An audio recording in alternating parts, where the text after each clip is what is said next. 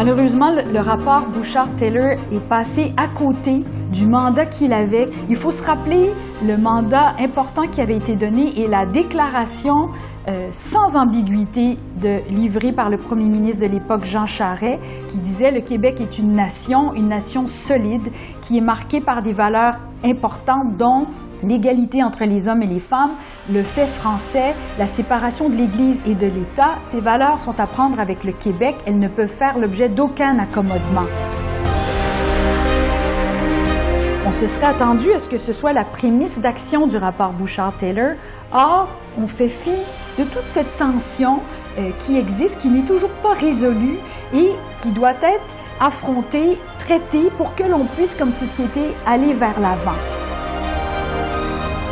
Alors, qu'est-ce qu'il faudrait à la place du rapport Bouchard-Taylor? C'est un rapport qui traite des enjeux qui nous mobilisent maintenant, c'est-à-dire la mise en œuvre d'une véritable laïcité avec les droits qu'elle accorde aux citoyens, mais les exigences institutionnelles et individuelles aussi, l'importance de respecter l'égalité entre les hommes et les femmes. Les citoyens qui adoptent une posture religieuse croient à quelque chose qui est plus grand qu'eux, mais il faut aussi avoir foi en cette citoyenneté qui nous réunit. Je me sens privilégiée de pouvoir aujourd'hui débattre aux côtés de Guy Rocher, un homme que j'estime énormément et dont la contribution au Québec est colossale. Il m'apparaît aussi important d'échanger avec Rachida Azdouz, qui a eu une contribution importante dans le débat public au Québec à cet égard, et avec Jocelyn McClure. Je ne partage pas toujours ses vues, mais si nous pouvons ensemble faire avancer le débat à ce sujet, c'est vraiment une question cruciale pour le Québec.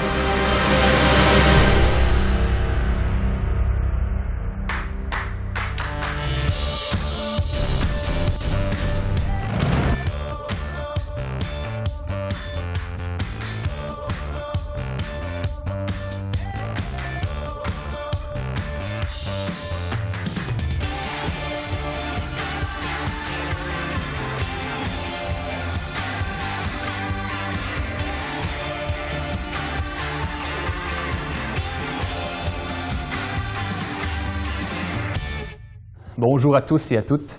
Bienvenue à cette conversation franche et très cordiale. Quelle laïcité pour le Québec ou même quelle neutralité religieuse mettre en place dans nos institutions politiques? Et donc, je vous présente à tour de rôle Rachida Azdouz. Vous êtes psychologue et spécialiste des relations interculturelles à l'Université de Montréal. Jocelyn McClure, vous êtes aussi très adepte au débat de société. Vous êtes professeur de philosophie et d'éthique à l'Université Laval. Julie Latour, vous avez été présidente du barreau de Montréal en 2006 et fondatrice du réseau des juristes pour la laïcité. Guy Rocher, vous êtes l'homme le plus long à présenter, si on veut, en termes de parcours biographique. Vous avez été actif pendant la commission Parent, vous avez contribué à la rédaction de la Charte de la langue française et maintenant vous êtes engagé autour de la laïcité québécoise et on pourrait vous présenter comme un ultra-marathonien de l'engagement politique. Et donc, je vous pose une première question à tour de rôle pour faire un premier tour de table. En commençant par vous, Jocelyn McClure, à quoi ressemblerait une laïcité québécoise digne de ce nom et quels seraient les éléments à apporter? Moi, je défends une conception de la laïcité que je qualifie de laïcité équilibrée. Au fond, plus que la laïcité ouverte ou libérale, pluraliste, républicaine, et ainsi de suite, une laïcité équilibrée. Ce que ça veut dire, c'est que la laïcité, en fait, c'est un concept qui est complexe. Hein? C'est souvent, on pense que c'est un concept, il suffit d'appliquer le principe de laïcité, puis on va être capable d'aménager correctement la diversité morale et religieuse. Mais la laïcité, lorsqu'on y réfléchit, c'est plusieurs concepts. C'est un concept synthétique qui vient ramasser un ensemble de principes. Hein? On a besoin d'un État laïque parce qu'on veut reconnaître la liberté de conscience et de religion à tous les citoyens. Mais on veut aussi reconnaître leur droit à l'égalité. Hein? Dans nos sociétés, il y a des croyants, il y a des non-croyants, toutes sortes de religions, toutes sortes de façons de croire, puis on veut que le pouvoir public traite tous ses citoyens de façon égale. Donc une laïcité équilibrée, c'est un État, au fond, qui est véritablement laïque, c'est-à-dire que le pouvoir politique est séparé des conceptions du monde totalisantes, dont les religions, et qui traite, qui est capable de traiter de façon égale à la fois les croyants et les non-croyants. Guy Rocher, je me tourne vers vous tout de suite. Pour vous, une laïcité québécoise, de quoi est-ce que ça aurait l'air? Bien, peut-être qu'elle est équilibrée, la mienne, mais je l'appellerais cohérente. Ce que je veux dire par là, c'est que je crois à la nécessité de bien clarifier la neutralité de l'État et toutes les institutions publiques du Québec. Et en conséquence de cette déclaration, si on peut dire, cela veut dire que les personnes qui occupent des postes dans ces institutions publiques doivent respecter la neutralité de ces institutions. Et donc, que je leur demande de ne pas affirmer, de ne pas présenter leurs convictions politiques, leurs convictions religieuses. Je crois que les institutions publiques doivent respecter la variété, la diversité des convictions des élèves, des étudiants, des patients dans les hôpitaux, bien plus que la conviction de l'enseignant ou de l'infirmière. À mon avis, pour moi, c'est ça, une neutralité qui soit vraiment cohérente. Je reviens à vous dans une minute, Julia Tour. Rachida Asdou, je vous pose la même question. Mais pour moi, la laïcité, c'est les deux composantes fondamentales, c'est-à-dire la liberté de conscience et la neutralité religieuse de l'État. Mais pour que ça fasse sens, il faut que la liberté de conscience, c'est la liberté de croire ou de ne pas croire, de pratiquer ou de ne pas pratiquer. Mais aujourd'hui, on a l'impression qu'il y a deux conceptions de la laïcité. Il y en a qui ne voient que dans la liberté de conscience, que la liberté de culte et d'afficher sa religion. Et il y en a qui ne voient dans la liberté de conscience que la négation du fait religieux et la disparition du fait religieux. Donc, il y a un travail à faire là-dedans. Pour que la laïcité soit, qu'on en parle honnêtement, il faut reconnaître les deux facettes de la liberté de conscience. La même chose pour la neutralité de l'État. La neutralité de l'État et la liberté de conscience des individus. Il y en a qui considèrent que la neutralité de l'État, c'est une déclaration. Il suffit de déclarer que l'État est neutre et que les individus sont libres et la cause est entendue. Mais pour que la neutralité de l'État fasse sens, il faut aussi s'entendre sur comment l'État va aménager cette neutralité-là et comment elle va s'incarner à travers les agents de l'État. Et aujourd'hui, on a l'impression que ce débat ne se fait pas. Julie Latour, c'est à vous. Eh bien, la laïcité, j'estime que ce dont le Québec a besoin, c'est d'une laïcité qui soit claire et affirmée, c'est-à-dire reconnue au sein de la Charte québécoise, d'affirmer que l'État est laïque et ses institutions. Cela est également garant de la primauté du droit et la conséquence donc de cette laïcité qui vise à protéger sur le plan individuel la liberté de conscience et la liberté de religion, le droit de croire et de ne pas croire, comme disait Rachida, se transpose au plan institutionnel dans une nécessité pour l'État d'être neutre et d'être séparé du commandement religieux. Alors, l'État s'interdit toute emprise sur le religieux et réciproquement. Et donc, cette laïcité de l'État, elle s'incarne non seulement dans ces institutions qui, elles, parlent à travers le personnel, les agents de l'État, et c'est d'ailleurs ce que la Cour suprême vient de confirmer dans l'arrêt sur la prière au Saguenay mouvement laïque. Alors, non seulement la neutralité de l'État doit être réelle, mais elle doit être apparente également, c'est-à-dire que l'État ne doit ni favoriser ou défavoriser aucune croyance, mais également s'abstenir de prendre position sur le sujet. Et là, la Cour suprême a nommément rejeté la neutralité bienveillante, ce qui, à mon sens, marque l'inconfort et le rejet de la laïcité ouverte. Et donc, une laïcité cohérente, à l'instar de ce que M. Rocher disait, c'est ce dont le Québec a besoin. Et la laïcité, il ne faut pas oublier, oui, c'est un dispositif juridique, politique, mais avant tout, pour paraphraser Romain Gary, la laïcité, c'est tendre les bras de tout ce qui nous sépare. Et donc, la laïcité, elle n'est pas une entrave au pluralisme, elle en est la source même. Je vous pose une question à tous les quatre. Beaucoup de gens disent que la laïcité québécoise est inachevée, qu'elle est incomplète et qu'elle a besoin officiellement d'un statut. Est-ce que c'est votre avis? Oui, absolument. Je pense que depuis le rapport Bouchard-Taylor, on n'a pas avancé. C'est rien produit.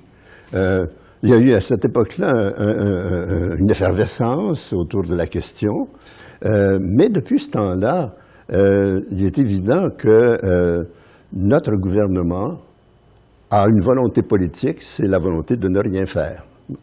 Donc, on reste là avec le malaise. Le même malaise qu'on avait au moment où la commission Bouchard-Taylor a fait son travail, où elle a mis son rapport. Nous vivons avec le même malaise.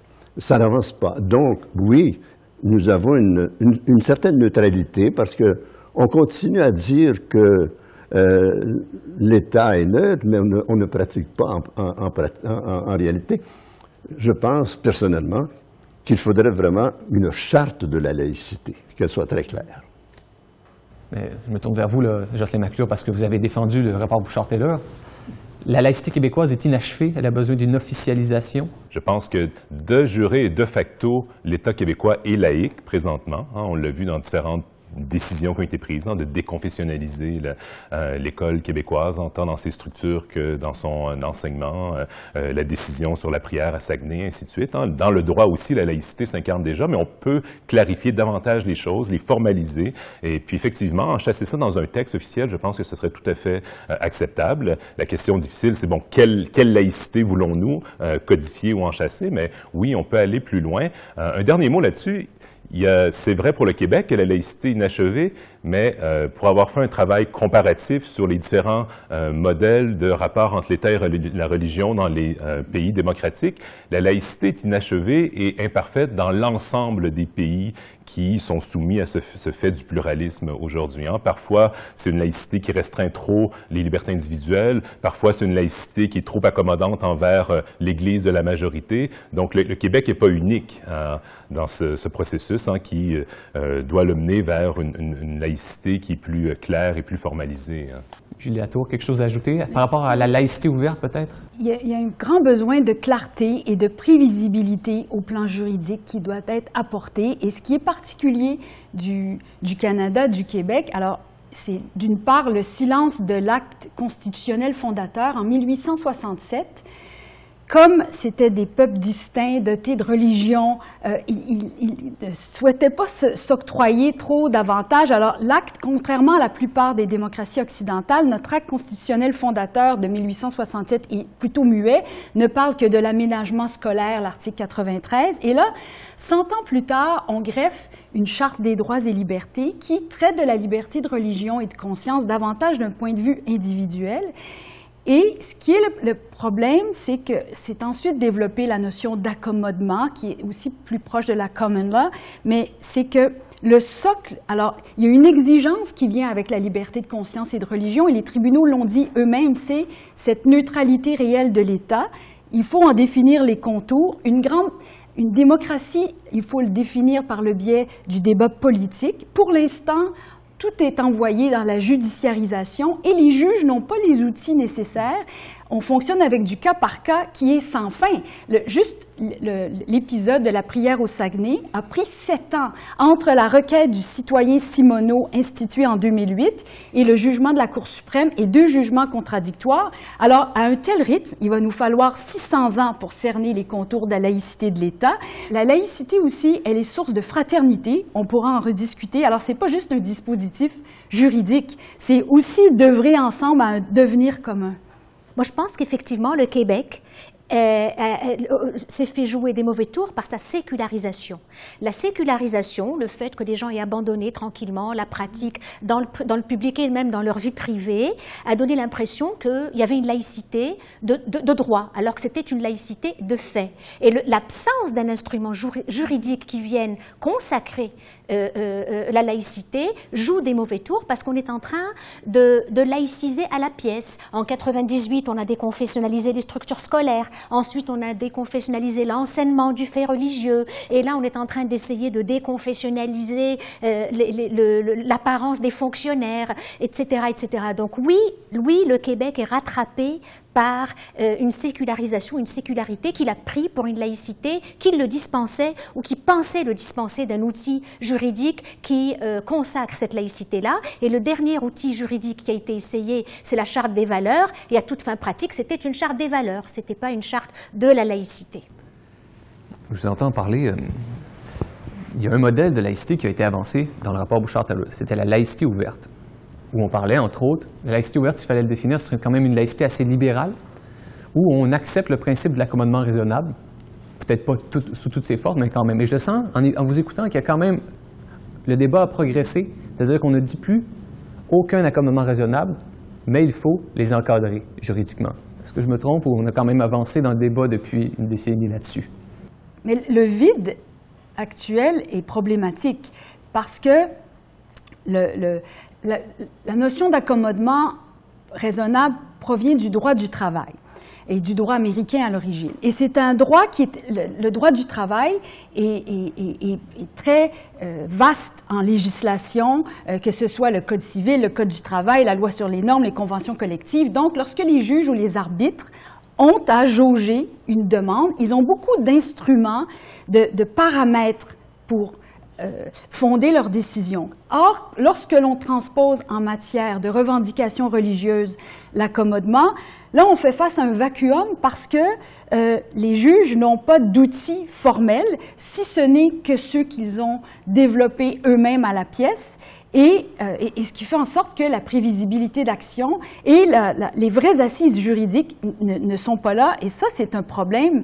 J'en faisais état tout à l'heure, Rachida le faisait, de faire tout à la pièce. Et ça, c'est un problème aussi en termes de déficit démocratique, politique et juridique. Et ça, les juristes en sont très conscients. Vous savez, sur la place publique, on parle beaucoup de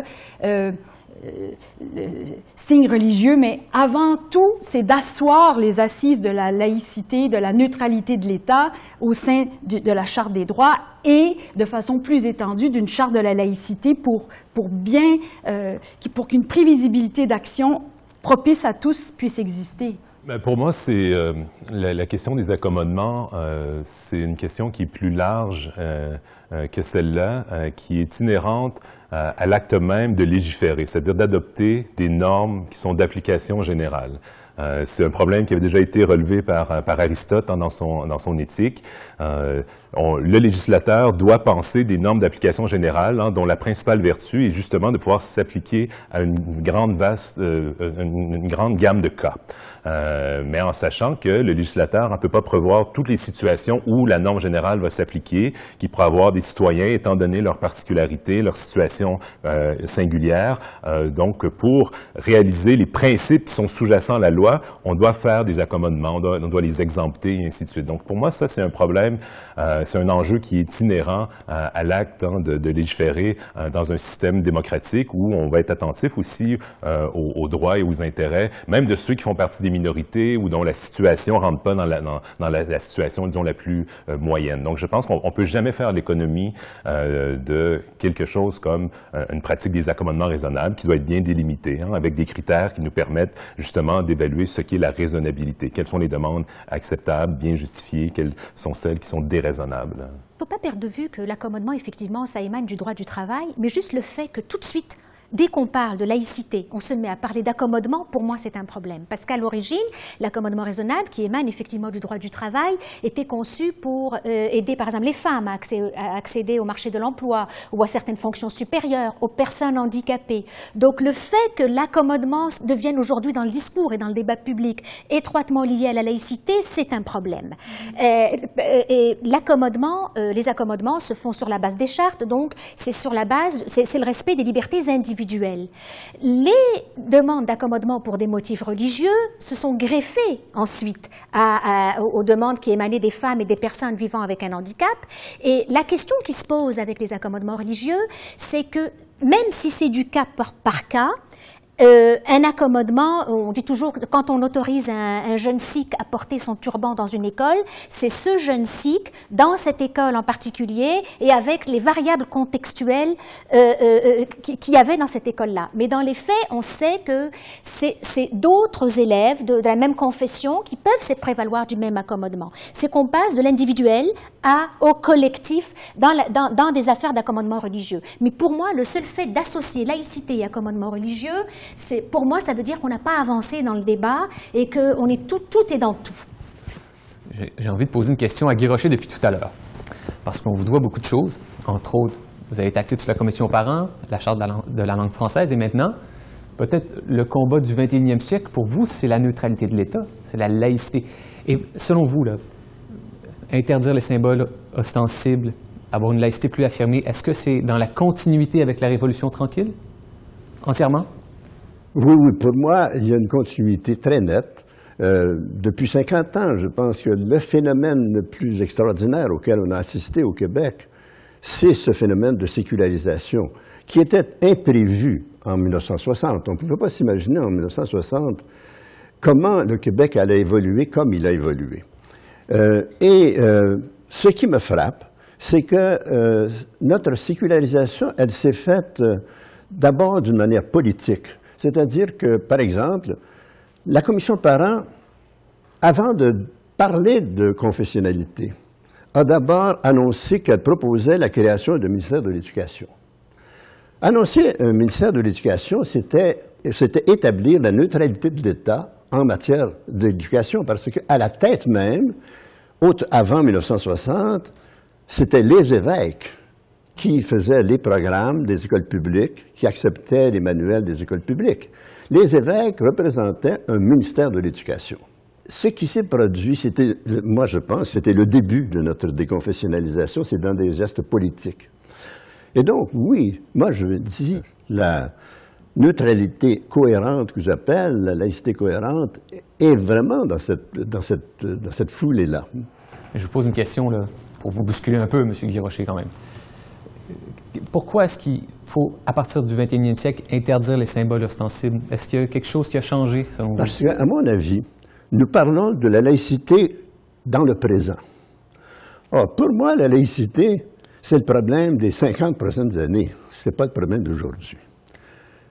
Alors, je me dis, pour les 50 prochaines années, le Québec va recevoir beaucoup d'immigrants. C'est certain. Et étant donné ce qui se passe dans le monde, avec les crises de la climatisation, de notre climat, il y aura des grands mouvements de population et le Québec va être un des pays où on va accueillir des immigrants. Bon. Qu'est-ce que les immigrants qui vont arriver à quoi doivent-ils s'attendre? Si on laisse la situation telle qu'elle est continuer, eh bien, on s'en va vers un chaos de plus en plus, à mon avis. Ce que je souhaite pour les 50 prochaines années, c'est que l'État du Québec soit clair, et pour nous tous et pour ceux qui vont arriver. Et que ceux qui arrivent ici sachent que s'ils veulent participer aux institutions publiques, ils doivent respecter la neutralité des institutions publiques. Que ce soit su, que ce soit très clair. Si ce n'est pas clair, je pense que nous allons vers une situation où les mouvements d'extrême droite et d'extrême gauche vont se manifester de plus en plus. Moi, c'est ce que je crains. Pourquoi? Parce que nous n'aurons pas réglé le problème. Ce n'est pas en laissant les choses continuer, ce n'est pas en acceptant la laïcité ouverte non plus, qu'à mon avis, on va vers un avenir sain, un avenir paisible. Non, je pense que... moi, je pense à l'avenir. Je suis assez vieux pour ça maintenant. Et je me dis... je trouve que nous parlons beaucoup trop de la laïcité comme si aujourd'hui, ça allait être toujours comme ça. Mais non, ça va changer beaucoup, beaucoup. J'ai vu changer le Québec pendant 50 ans, et on va voir le Québec changer pour les 50 prochaines années.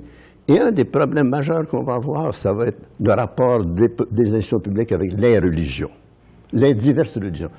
Nous allons vivre dans une société de plus en plus diversifiée. C'est pour ça que nous avons essayé d'établir des institutions publiques neutres. C'est à cause de la diversité. Parfait. Plus nous sommes de gens différents, plus nous devons avoir de règles communes.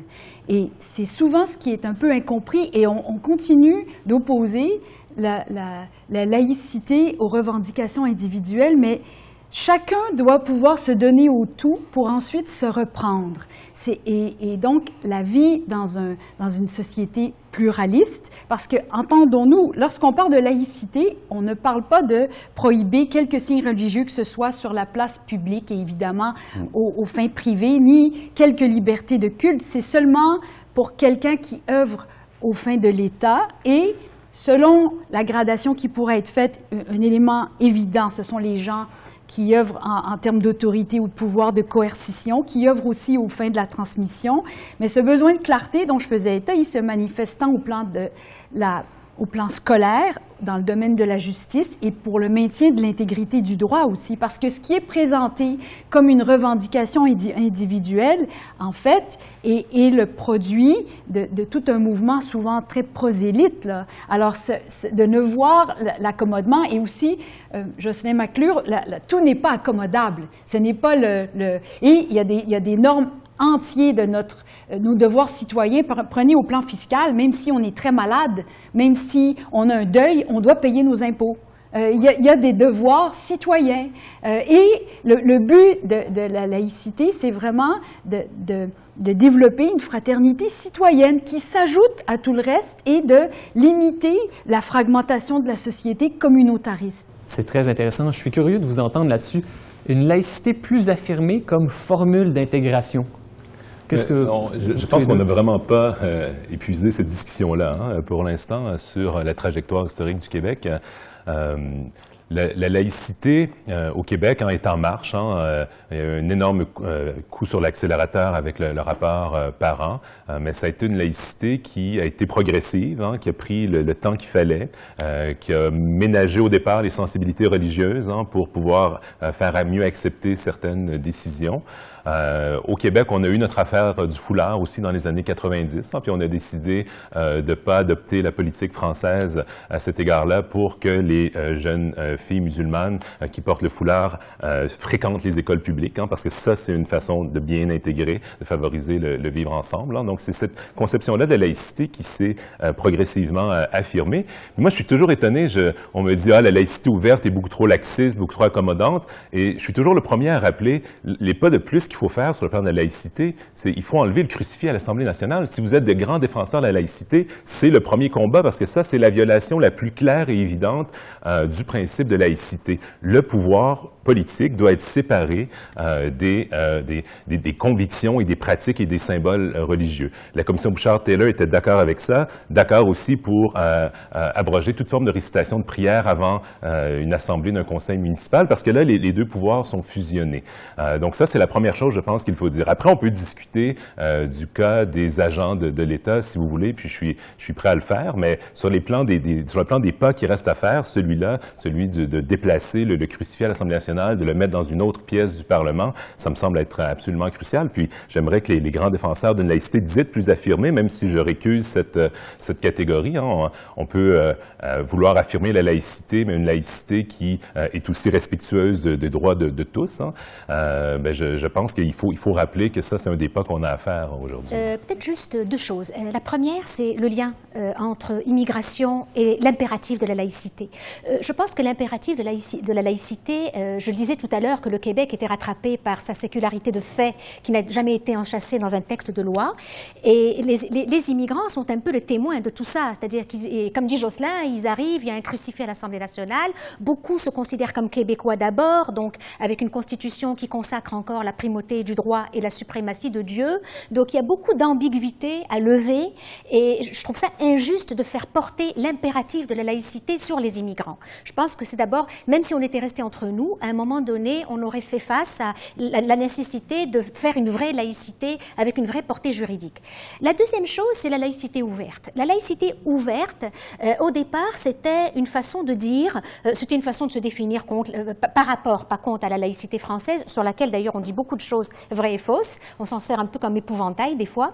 Mais c'était une laïcité qui ne soit pas anticléricale et revancharde. Donc une laïcité qui ne discrimine pas les personnes religieuses ou les personnes en vertu de leurs croyances. Ce qui est en train de se produire à cause de tout ce vide, de toute cette confusion des genres et des concepts, c'est qu'on est en train de passer d'une laïcité ouverte qui voulait protéger les minorités religieuses contre la discrimination, donc une laïcité qui ne soit pas revancharde et anticléricale, à à une laïcité plus, à une diversité confessionnelle. C'est ça qu'on est en train de voir aujourd'hui. On promeut la multiconfessionnalité.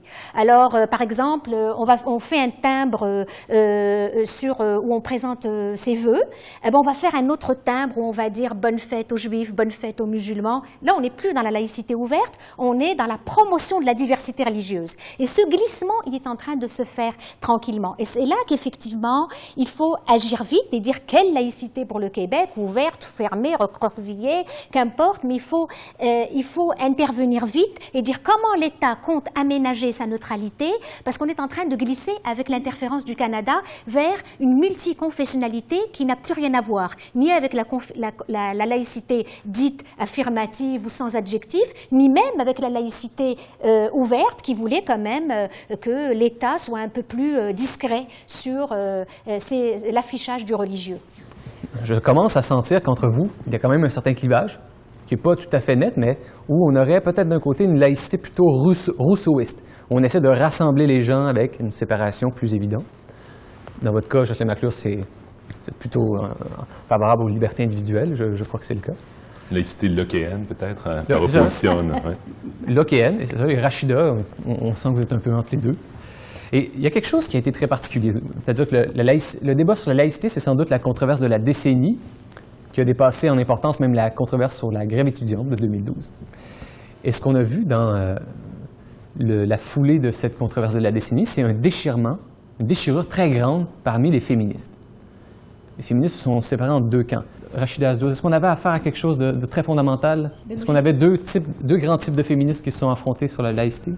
Moi, j'ai l'impression que là encore, comme la sécularisation, ce qui s'est produit, c'est qu'il y avait quelque chose qui était comme de l'ordre de l'évidence, dans la définition même de l'égalité des sexes et de ce que c'est que l'émancipation des femmes et de ce qu'une femme émancipée devait représenter et incarner. Et tout à coup, le mouvement des femmes s'est retrouvé et ça a commencé même avant, je trouve, avant 2013, parce que la scission entre la FFQ, donc la Fédération des femmes, et le Conseil du statut de la femme, elle s'est passée dans les débats sur la charte, mais je pense que c'est antérieur, parce qu'en 1994 déjà, au moment de la première polémique autour du foulard, enfin des signes religieux, en fait, le foulard était le déclencheur, la Commission des droits de la personne a statué très clairement, ce serait discriminatoire que d'exclure une petite fille, sachant par ailleurs que la fréquentation de l'école est obligatoire jusqu'à 16 ans.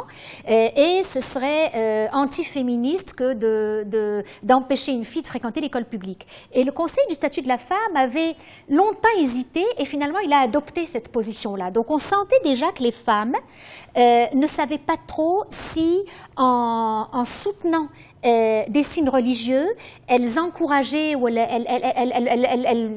adoptaient une position féministe ou elles se tiraient dans les pattes. Donc ça a commencé en 1994 et là, moi j'ai vraiment l'impression que ce qui était considéré comme une évidence ne l'était plus parce qu'on s'est retrouvés au Québec avec des femmes qui nous disaient « je suis religieuse ». Et je porte un signe religieux, et j'ai la foi, et je pratique, c'est-à-dire le fort interne et externe, et je suis aussi féministe que toi. Et je pense que c'était un choc. Ouais. Bien, il faut mettre le bémol qu'en 1994, à l'égard du voile, du port du voile chez les jeunes filles à l'école, le Conseil du statut de la femme avait mentionné clairement, si l'on constate toutefois qu'il y a des pressions communautaires ou autres, cette décision pourrait être révisée. Et là, je note qu'on parle aussi d'élèves et non d'enseignants. Bon, on parle de clivage. Moi, j'aimerais parler de l'unanimité quand même très grande et qui représente une grande pluralité, celle du Conseil du statut de la femme dont j'étais. Et alors, non seulement le Conseil du statut de la femme a émis une unanimité face à une laïcité véritable qui a émané du premier avis de 2007, ensuite de 2011. Et lors du projet de loi 60, alors à l'époque où moi je siégeais au Conseil du statut de la femme, nous avions 13 femmes issues d'horizons très différents, de toutes les strates d'âge, de 25 ans à 60 ans, dont deux collègues musulmanes, Leila Lesbeth et Raquel Araoui, que je salue, et nous avons eu non pas un consensus, l'unanimité autour de ce qui, à mon sens, serait le consensus qui pourrait rallier tout le Québec, qui est d'affirmer la laïcité, de la reconnaître au sein de la Charte et de la Charte des droits et libertés et d'une Charte de la laïcité. Et quant au port de signes religieux, d'avoir la prohibition de port de signes religieux chez le personnel en autorité, évidemment, mais aussi le personnel, les agents de l'État dans la transmission, les professeurs du primaire, du secondaire, et aussi tout le personnel de la justice. Et à mon sens, c'est ce qui reflète ce qui serait le consensus de tout le Québec. Pour moi, le féminisme, c'est un universalisme. Alors, j'ai un peu de bémol par rapport à cette vision très relativiste et un peu ce que Rachida exprimait aussi. Moi, je vois la laïcité, c'est pas un clivage minorité, majorité, immigrants, gens. Oui, l'immigration amène une pluralité plus grande, en accéléré de notre société, mais les tenants d'une vision confessionnelle versus plus séculière de la société résident chez tous les citoyens, là. Les plus fervents combattants de la laïcité sont autant des gens du Maghreb que des natifs. Alors, c'est une préoccupation et c'est un débat qui est international aussi, là. Ce sont des tensions qui existent dans toutes les sociétés. Jocelyne Mercure, je sens que vous voulez répondre à ça. Vous avez écrit quelque chose dans le journal à propos de la neutralité imposée aux employés de l'État. Vous dites que c'est comme s'il y avait un soupçon de partialité chez les gens qui portent des symboles, mais pas chez les autres. Oui, en fait, c'est un texte qui date de quelques années déjà, mais l'idée, c'est que un agent de l'État évidemment, a des croyances, a des valeurs. Parfois, il ne va pas les extérioriser. On peut être un fervent catholique sans que ça se lise sur notre visage, sans que notre appartenance religieuse soit extériorisée. Ce que l'on dit, nous, c'est que ce qui compte sur le plan de la laïcité de l'État, de l'exigence de neutralité, c'est que dans ses décisions, dans sa pratique professionnelle, dans son travail, que ce soit les normes associées à son rôle professionnel qui dominent, qui structurent son jugement. Donc, les croyances religieuses ne doivent pas interférer avec le jugement professionnel. C'est ce qui compte vraiment au premier chef.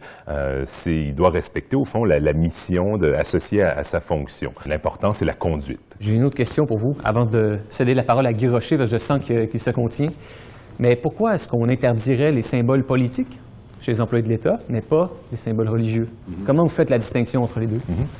Bien, la première chose que je dirais, c'est que toute cette question-là, d'abord, c'est une vraie question difficile. Je prétends pas que c'est une question facile, puis j'ai pas eu une intuition me disant voici la bonne réponse sur ce cas-là. Ça a été une des questions les plus complexes. Je pense que ça devrait être la première chose qu'on devrait reconnaître. Par ailleurs, c'est trop rapide de dire que tout signe politique est interdit lorsqu'on est un agent de l'État. D'abord, il faut voir quel agent de l'État. Est-ce qu'on parle d'un enseignant? Est-ce qu'on parle d'un fonctionnaire? Est-ce qu'on est en mouvement de pression, par exemple, en temps de grève? Là, les signes politiques ne sont pas d'emblée exclus. On va juger parfois oui, parfois non, mais il va y avoir des symboles associés, par exemple, au mouvement de pression lorsqu'on est en négociation qui sont acceptables. Donc, il faut voir quel est le contexte. Mais plus fondamentalement, là, il faut creuser un peu plus sur le plan de la philosophie politique pour comprendre la différence entre les signes politiques et les signes religieux. Dans un État qui est laïque, il y a une séparation entre le pouvoir politique et les religions. Les religions ne doivent pas intervenir dans le processus législatif. Ça ne doit pas être les raisons qui fondent les lois et les décisions politiques. Et dans une démocratie, il ne peut pas avoir de séparation entre le pouvoir politique et les différentes idéologies politiques. C'est l'arène politique et législatif, parlementaire, c'est là où se jouent les conflits sur le plan de l'idéologie politique. Une fonction publique doit être neutre par rapport à ces controverses politiques. Donc, l'exigence de ne pas afficher ses couleurs, donc, me semble directement dérivée de cette neutralité par rapport à un pouvoir législatif ou par une arène politique qui, elle, évidemment, ne sera pas séparée de l'idéologie politique. Ça, c'est une différence fondamentale entre les idéologies politiques et les religions, qui, je pense qu'il faut reconnaître. Guy Rocher, Julie Latour, je me tourne vers vous parce que je sens que c'est vous qui allez vouloir répondre à cette question-là. On dit justement, quand on interdit des symboles religieux ostensibles, que ça peut mener à une forme d'auto-exclusion de certaines personnes de l'espace public et des institutions. Est-ce que ce n'est pas quelque chose qui vous inquiète, ça? Certainement que c'est un problème qui se pose. C'est le problème, je dirais, le plus délicat, hein, c'est certain. C'est pour cela que, pour ma part, je disais, une nouvelle charte de la laïcité doit s'appliquer pour ceux qui viennent, bon, et non pas pour ceux qui sont déjà là, qui ont déjà des droits acquis, en quelque sorte. Pour ceux qui viennent, c'est certain qu'une personne qui veut absolument manifester son appartenance religieuse à une religion en particulier, ben, si on dit « vous ne pouvez pas occuper un poste public », ben, elle s'exclut d'elle-même, c'est certain.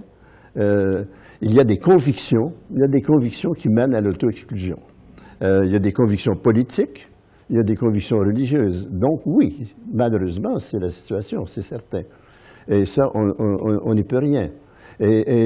Mais ce que je souhaite, c'est que, avec une véritable culture de la laïcité, on en vienne à comprendre, parce que je pense qu'il y a un grand problème d'éducation et de changement d'attitude, qu'on vienne à comprendre ce qu'est la laïcité dans la société, dans l'État. Je pense qu'il y a une évolution des mentalités qui est en cours, mais qui est loin d'être terminée. Et je compte sur cette évolution. Oui, j'ai envie de vous poser une question, parce que beaucoup de gens ont attaqué le rapport Bouchard-Taylor pour sa position sur la neutralité et la séparation. Mais est-ce qu'on n'aurait pas pu voir le rapport Bouchard-Taylor comme une position de compromis entre une laïcité où tout serait permis, tous les symboles, et une autre où il y en aurait très peu? Est-ce que c'était pas quand même un gain par rapport au statu quo de votre côté, Julie Latour, Guy Rocher? C'est peut-être pas mieux que rien de faire ça, si je me place dans votre perspective? C'est pas mieux que rien. Bien, moi, personnellement, je pense que c'était pas un heureux compromis, à mes yeux, en tout cas. C'est-à-dire que je trouve qu'on a eu l'art, dans le rapport Bouchard-Taylor, de limiter à très peu l'obligation de ne pas porter de signes religieux, à très peu. Dans notre vie quotidienne, on n'a pas beaucoup de chance d'être devant un juge ou d'avoir affaire à un gardien de prison, j'espère, en tout cas, pendant un certain temps, encore vivre en liberté. Alors que une grande partie de la vie des citoyens, des jeunes citoyens, se passe dans les écoles. Et là, moi, je trouvais qu'on s'arrêtait un peu court. On a invoqué un principe, celui de la contrainte. Bon. Ça a sauvé la situation, c'est un principe qui a réussi à sauver la proposition, mais je trouve que c'est un principe très limitateur. Pour moi, ça permet de restreindre indûment, à mes yeux, l'obligation de la neutralité. Personnellement, j'ai travaillé dans la fonction publique pendant 4 ans. Et ce que je sais, c'est que les fonctionnaires ont besoin de guides. Comme administrateur, j'avais besoin de guides concernant mes employés, concernant mon personnel, aussi bien ceux qui n'avaient pas affaire au public que les autres. Parce qu'on ne sait jamais à quel moment un fonctionnaire ne passera pas d'un poste à un autre. Dans la fonction publique, on change souvent de poste. Un fonctionnaire qui n'est pas en contact avec le public peut, 1 an plus tard, être en contact avec le public. Donc, les fonctionnaires ont besoin d'une règle pour tout le monde. Ça, c'est ce qu'ils préfèrent. Si on n'a pas cette règle-là, il se développe un malaise. Il se développe un malaise entre les fonctionnaires eux-mêmes, parce que là, tout à coup, il y a des traitements inégaux. Des congés qui sont tout à coup accordés à l'un et non pas à l'autre, des permis, une salle de prière. Bon. Non, je pense qu'il y a une règle pour tout le monde. Ils en ont besoin dans la fonction. Je vous donne la parole dans 1 minute parce que Rachida n'a pas parlé depuis longtemps. Oh, peut-être juste réagir par rapport à cette histoire de compromis. Peut-être qu'avec le recul, la maladresse, ou en tout cas de Taylor Bouchard, c'est que ça a été présenté ou perçu comme un compromis. Or, le compromis n'est pas le consensus. D'accord. Et en démocratie, c'est le consensus. Si ça avait été le fait d'un consensus, si tout le monde était capable de vivre avec l'idée qu'il y avait un consensus au Québec selon lequel, bon, tous les fonctionnaires ne sont pas exposés à la même exigence de neutralité et qu'on limitait cette exigence à des personnes qui avaient un pouvoir contraignant, mais un compromis, c'est perçu et vécu comme ni. Jugement à la Salomon. Donc le compromis, le consensus, c'est pas la même chose. Jocelyne McClure, quelque chose à propos du compromis de la part d'un éthicien comme vous? Je comprends parfaitement le propos de Rachida, mais je ne suis pas parfaitement d'accord. Je pense qu'en démocratie, il y a parfois, quand le consensus n'est pas possible, il va y avoir des compromis qui sont honorables, qui sont pas seulement ni, mais chacun est satisfait ou obtient une partie de ce qu'il cherchait, mais qu'on sent qu'il doit aussi faire des compromis avec l'autre qui est aussi une partie prenante dans le système de coopération sociale. Donc, les compromis peuvent être tout à fait honorables aussi. Hein. Ça peut vouloir dire aussi, je refuse le dogmatisme par rapport à mes propres positions. Dans ce cas-là, je pense qu'on voulait faire preuve de bonne volonté. Ceci dit, j'étais inconfortable avec la proposition proposée à l'époque même, mais le compromis peut être salutaire aussi en démocratie. Et on peut se demander ce que signifie donc renoncer à un compromis honorable. C'était quand même un minimum. Le rapport Bouchard-Taylor a très peu fait pour remplir le mandat qui lui était confié, puis pour élucider les rapports contemporains qui sont les nôtres et nous projeter dans l'avenir. De dire que tout ça provient d'une saute d'humeur de la majorité d'accueil des Québécois et d'un ressentiment et d'une hostilité à l'égard du passé catholique. À mon sens, c'est un diagnostic complètement faux. Ça, c'est une caricature les Québécois, non, ce sont des extraits, c'est pile. Les termes que j'ai utilisés sont des extraits piles du rapport. Dans un ressentiment envers un passé catholique et hostilité envers le clergé.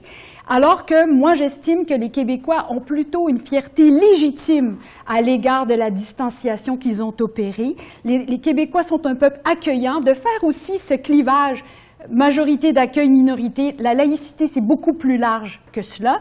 D'assimiler la laïcité et de nous empêcher d'en parler maintenant et d'essayer de censurer ce débat parce que des événements tragiques sont survenus. Au contraire, de fermer cette parole, c'est de fermer l'oxygène et le lien qui nous unit tous. Mais on est ici également, le minimum de Bouchard-Taylor, si Bouchard-Taylor avait réglé les choses, on pourrait être en train de parler d'autre chose. Là, le diagnostic est de dire que c'est juste une crise de perception et finalement, le tout minimum qui était recommandé, de proscrire les signes religieux chez le personnel en autorité et un livre blanc sur la laïcité, rien n'a avancé et l'histoire jugera M. Taylor d'avoir ce reniement de ce qui était ses conclusions. Et je pense que si le rapport avait été plus fort, on aurait moins besoin des commissaires pour continuer encore à le défendre. L'écrit survivrait davantage. Taylor Bouchard a fait l'erreur d'ethniciser la question de la laïcité et d'en faire une question de rapport entre minorité et majorité, je suis d'accord. Mais il y a eu la Charte des valeurs qui a eu le tort aussi de féminiser la laïcité et d'en faire une histoire d'égalité des sexes. Et ça aussi, ça a été une grande maladresse. Ça a ostracisé des femmes dans un groupe religieux en particulier, parce que en parlant de laïcité comme une façon de garantir la laïcité des sexes, d'ailleurs vous le savez comme moi que ce n'est pas la finalité de la laïcité, d'assurer la légalité des sexes. Ouais. Et en même temps, il y a des personnes dans certains groupes religieux, des signes religieux qui sont portés par les hommes. Donc moi je pense que des deux côtés, aucun des deux, ni Bouchard-Taylor, ni la Charte des valeurs, parce que c'était pas, n'ont abordé cette question-là de la laïcité sous le bon angle. Et ils ont tous les deux détourné la laïcité de son sens, et c'est pour ça qu'on en subit aujourd'hui les conséquences. Et les conséquences seront, à mon sens, beaucoup plus graves qu'on le pense, parce que le débat est verrouillé aujourd'hui. Je crois que ce qui explique l'enlisement du débat sur la laïcité, c'est qu'on a centré le sujet autour d'une politique des vêtements et des objets. Mais la laïcité ne concerne pas que ça. Et c'est pour ça que j'aimerais vous lancer sur un ou deux tours de table sur ce qui pourrait être fait d'autre que des codes vestimentaires. Et là, je pourrais me tourner vers vous, là, Guy Rocher. Qu'est-ce qu'on pourrait faire d'autre en dehors de la politique des vêtements, des objets, des repas de cantine en matière de laïcité au Québec? Bien, certainement que le financement des écoles confessionnelles est un gros problème, à mon avis. Mais c'est un problème qui dépasse les écoles confessionnelles, qui touche toutes les écoles privées. Et je pense que si, comme nous le proposons depuis un certain temps, qu'on réduise progressivement le financement des écoles privées, ça aura un double effet. Ça aura d'abord un effet pédagogique dans l'ensemble du système d'éducation, parce qu'on a un système d'éducation qui est devenu très élitiste, où grâce à l'école privée, on écrème l'école publique, et malheureusement, aux dépens de l'école publique. Et si bien que l'école publique a été obligée de reproduire le système privé à l'intérieur de l'école privée avec des programmes spéciaux. Donc, on a un système d'éducation à 3 étages, et ça, on le doit à l'influence du secteur privé. Donc, premièrement, réduire le financement et le réduire à zéro, c'est une vertu pédagogique. Mais en même temps, ça permet de clarifier la question des écoles confessionnelles. Qui ont proliféré au cours des dernières années et qui continuent à être problématiques. On ne sait pas toujours tout ce qui se passe dans les écoles professionnelles, dans les confessionnelles, pardon, et en principe, elles suivent le programme du ministère de l'Éducation, mais ce n'est pas toujours certain. Bon, donc, il y a un problème des écoles confessionnelles. Et ces écoles confessionnelles contribuent à mettre à part des classes d'enfants. Et ça, c'est très grave. Je pense que là, il y a une auto-exclusion. Une des plus remarquables auto-exclusions dans notre société se fait par un certain nombre d'écoles confessionnelles. Et ça, c'est très grave. Jocelyn McClure, les écoles privées? Oui, bien, je suis d'accord avec M. Rocher là-dessus. C'est pas une question qu'on peut séparer du statut des écoles privées en général. Hein? Donc, on ne peut pas simplement cibler les écoles privées confessionnelles. Il faut décider qu'est-ce qu'on fait avec le système privé en général. Et ce faisant, donc, ça va avoir un impact sur les écoles confessionnelles. Hein? Les écoles confessionnelles, aujourd'hui, la grande majorité sont des écoles catholiques. Il y en a des protestantes, il y en a quelques-unes qui sont juives, très peu musulmanes. Il va probablement en avoir d'autres, mais effectivement, donc on peut légitimement se demander est-ce qu'on ne devrait pas réduire le financement public de l'ensemble des écoles privées. Ça créerait d'autres problèmes aussi, ceci dit, qu'il faudrait reconnaître, mais bon, je pense que ça, c'est un autre débat. Là où moi, je pense que je serais d'accord avec, je pense qu'on serait peut-être même tous d'accord ici, c'est que je ne vois pas d'un très bon œil, a priori, les accommodements sur le plan du curriculum d'études qui est enseigné dans les écoles, y compris les écoles privées qui sont aussi subventionnées. Je pense que lorsque l'école est véritablement neutre et qu'elle est ni pour la religion ni contre la religion, les matières qu'on considère comme étant essentielles, il faut les enseigner avec très, très peu d'exceptions, d'exemptions. Je pense que ça, pour le bien commun, pour l'apprentissage de la citoyenneté, je pense que c'est nécessaire qu'on résiste le plus possible aux accommodements par rapport à ce qu'on juge comme étant essentiel sur le plan du curriculum d'études.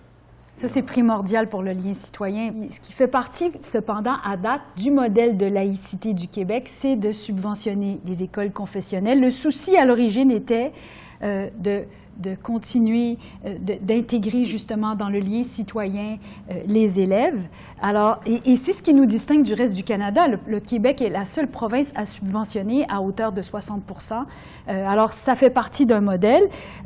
Pour moi, un élément important quant à la laïcité, c'est aussi, alors, outre la vie citoyenne des élèves, et on peut réfléchir au modèle d'école confessionnelle, c'est de protéger l'intégrité du droit, que nous vivons dans un État fondé sur la primauté du droit, et donc de protéger l'intégrité du droit des normes religieuses, et de sorte que l'égalité de tous, quelle que soit notre origine, notre sexe, notre langue, soit maintenue, et que le droit, vous savez, laïcité vient du terme laikos en grec, qui signifie qui appartient au peuple. Alors, c'est le peuple qui forge ses institutions et qui s'enrichit de la pluralité. La laïcité n'est vraiment pas contraire aux faits religieux. C'est ce qui permet ce pluralisme de coexister, et ça a été maintenant affirmé par les tribunaux, et toujours on parle des visions des tribunaux il y a 10 ans, mais cette neutralité qui est le socle de la pluralité religieuse et... Rachida Asdouz, autre je pense que tout a été dit sur les écoles confessionnelles. Je suis tout à fait d'accord avec Jocelyn que si on veut aborder cette question du financement des écoles privées, il faut l'attaquer sous l'angle de toutes les écoles privées, pas seulement les écoles privées confessionnelles, d'autant plus que dans certaines écoles privées confessionnelles, ce n'est pas nécessairement l'écrémage, c'est pour d'autres raisons qu'on y envoie les enfants. Maintenant, pour ce qui est, qu'est-ce qui manque dans notre débat sur la laïcité? Moi, je pense qu'il y a un débat quelque chose qui ne s'est pas fait, un travail de fond sur la distinction entre le patrimonial et le religieux. Et là-dessus, je pense qu'au Québec, il y a beaucoup d'hypocrisie. Dès qu'on ne sait plus quoi dire, on dit ben, ça c'est patrimonial, puis ça c'est religieux. On le dit pour le crucifix, on le dit pour le calendrier. Je pense qu'il y a tout un débat à faire et un ménage à faire sur ce qui est patrimonial et religieux, indépendamment des immigrants. Ça va donner des petites vacances aux immigrants qui sont toujours comme les otages de ce débat. Et si on ne le fait pas, ce qui nous guette, c'est tranquillement que la laïcité va devenir tranquillement la multiconfessionnalité. Parce que si on ne règle pas la question du patrimonial et du religieux et de la place du religieux ou des restes ou des reliques de confessionnalité dans nos textes de loi, dans nos pratiques, eh bien, à un moment donné, on va tout simplement prendre acte que le Québec est encore un peu chrétien, puis finalement, pourquoi pas devenir un peu aussi juif, un peu musulman, et on va glisser vers la multiconfessionnalité. Très bien. Donc, malgré le creux des désaccords, parce que ça a quand même été assez profond sur certaines choses, je note que au sein de vous quatre, il y a quand même quelques points de raccordement. Le crucifix devrait être retiré. Les écoles privées religieuses, mais en gros les écoles privées. La prière dans les conseils municipaux, mais je ne sais pas si vous êtes assez prononcé. Oui, absolument, oui, c'était dans le rapport que j'entendais. Bon, ben, vous vouliez faire avancer le débat au début, donc on s'est parlé. Peut-être que la meilleure façon, c'est de quitter justement la question des symboles ostensibles temporairement et de faire avancer les autres questions. Pourquoi pas par une loi de la séparation qui engloberait ces trois choses. Au lieu de parler de laïcité, ça renouvelle le vocabulaire, etc. Donc, je vous remercie tous d'avoir été là. Jocelyn McClure, professeur de philosophie à l'Université Laval. Rachida Asdouz, psychologue et spécialiste des relations interculturelles à l'Université de Montréal. Guy Rocher, que je présenterai simplement avec son nom, Guy Rocher. Et Julie Latour, avocate, créatrice des juristes pour la laïcité, et vous avez été bâtonnière de Montréal. Je vous remercie tous d'avoir été là, mais on peut continuer la discussion même si on arrête d'enregistrer, ça c'est sûr.